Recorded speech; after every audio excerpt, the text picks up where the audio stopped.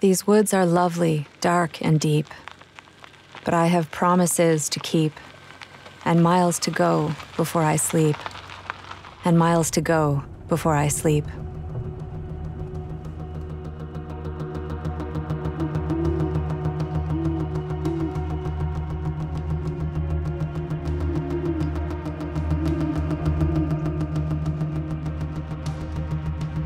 Tonight, the investigation team and I have set out to document one of the secrets of factory farming.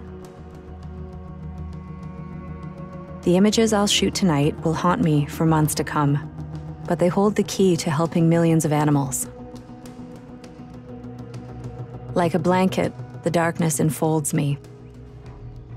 I breathe in the crisp air and look up at the moon. These surroundings calm me. They sharpen my senses, as they've done so many nights before. Every investigator knows that nightmares are not born of darkness. They emerge under industrial fluorescent lights. This is how modern-day chickens are raised. The barn feels more like a field of chickens. And in here, they're treated much like crops. These animals have been bred to grow so fast that their hearts and legs can hardly keep up with the pressure from their bulking bodies. We haven't spent more than a minute here before we can see the dead scattered amongst the living. To some, death comes quickly. Others wither slowly away.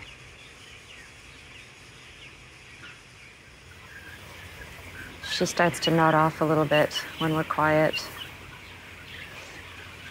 And she's got a badly paralyzed or injured leg. So she pushes herself around, flaps around, but she can't really walk anymore. This is going to be her fate. She'll never receive individual care by a veterinarian. I'm so sorry. Her body isn't even close to being worth the price of a vet bill. I'm so sorry. Like hundreds of others in this barn, she will either die on her own or be killed by the farmer on his daily round to pick up the dead and dying. I wonder how these chickens will react once they realize I mean no harm. I stop shooting, sit down, and put my camera on the ground. At first, they're still cautious, but soon the bolder birds start to get closer. They're curious. Soon I find myself surrounded by a sea of chickens. I'm covered in chickens right now. They're clambering to get up here.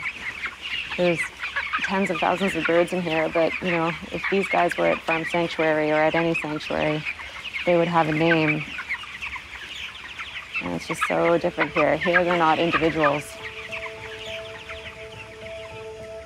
I always had a love and a concern for animals, but I was in my 20s before my relation to chickens changed. My mom had pet chickens at home, and I fell in love with their charming ways and their quirks. But at the same time, I was eating chicken for dinner. I was quick to realize that these animals were no different from the dogs and other animals I so adored. I made a promise to animals then, one that I keep to this day, that I wouldn't harm them, that I'd use my camera to tell their stories, and that I'd never turn away. This chicken has never been pet before, and she loves it. I mean, chickens just love this. She's settling down onto my hand. She's starting to preen herself now because she likes what I'm doing so much. Look at this. She's settling into my hand because it's warm. She's happy. Yes. Yes, I like you too. I know that you're sweet. I mean, she's sitting in my hand. I'm feeling her little heartbeat. As dawn approaches, our time here is running out. It's time to leave.